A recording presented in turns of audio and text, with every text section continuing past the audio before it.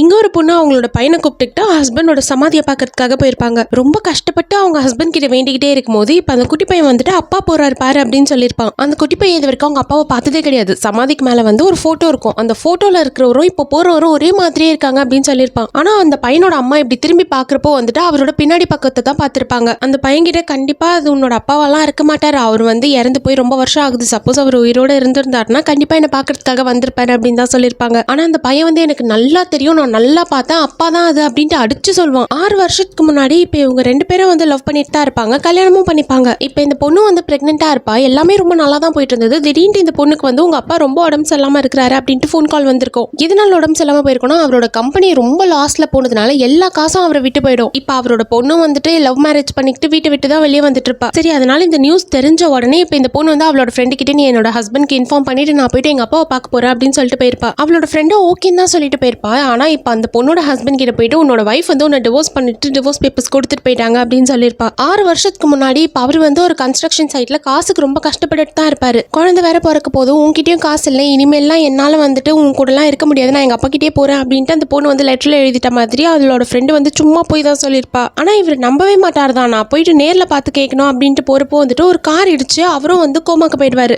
இந்த பக்கம் இந்த பொண்ணு இருப்பால, அவளோட அப்பா வந்து இறந்து போயிட்டாரு. இன்னொரு காலம் வரும், உன்னோட ஹஸ்பண்டும் வந்து இறந்து போயிட்டாங்கன்னு சொல்றாங்க. ஒரே நேரத்துல ஹஸ்பண்டும் இறந்துட்டாங்க, அப்பாவும் இறந்துட்டாங்க அப்படின்ற நியூஸ் கேட்ட உடனே அவளுக்கு வந்து ரொம்ப ஒரு மாதிரி உடம்பு சரியில்லாம போயிடும். உடனே கொண்டு போயிட்டு ஹாஸ்பிட்டலே அட்மிட் பண்ணிருப்பாங்க. குழந்தையும் பிறந்திருக்கும். அதுல இருந்து இப்ப இந்த பொண்ணு வந்து தனியா தான் அந்த குழந்தைய பாத்துக்கிட்டு இருப்பா. காசு வேணும் அப்படின்றதுக்காக ஒரு பார்ல தான் ஒர்க் பண்ணிக்கிட்டு இருப்பா. இப்ப அந்த பார்ல வந்துட்டு அந்த பொண்ணோட ஹஸ்பண்டும் அங்க வந்திருப்பாரு. கொஞ்ச நாள்லயே அவரும் கோமால இருந்து வெளியே வந்துட்டு இருப்பாரு. இப்ப இவ மேல இருக்கிற கஷ்டத்துல நம்ம கிட்ட காசு இல்லைன்னு விட்டுட்டு போனோம், நம்ம நல்ல நிலைமைக்கு வரணும் அப்படின்ட்டு ரொம்ப கஷ்டப்பட்டு வேலை செய்வாரு. பாருக்கு அவரும் வந்திருப்பாரு. இப்ப அந்த பொண்ணு வந்து நீங்க இன்னும் உயிரோட தான் இருக்கீங்களா அப்படின்ட்டு பேசலான்ட்டு போவா. காசுக்காக தானே என்னை விட்டுட்டு போனேன், இப்ப என்கிட்ட காசு இருக்குன்னு தெரிஞ்ச உடனே திருப்பி வந்துட்டியா அப்படின்ட்டு அவரும் ரொம்ப கோவப்படுவாரு. கிளவரா பிளான் பண்ணி 2 பேரும் ரொம்ப சந்தோஷமா தான் இருந்தாங்க. ஆனா சந்தோஷமா இருந்த இந்த கப்பல வந்துட்டு நடுவில் ஒரு ஃப்ரெண்ட் இருந்தால அவ தான் பிரிச்சிருப்பா.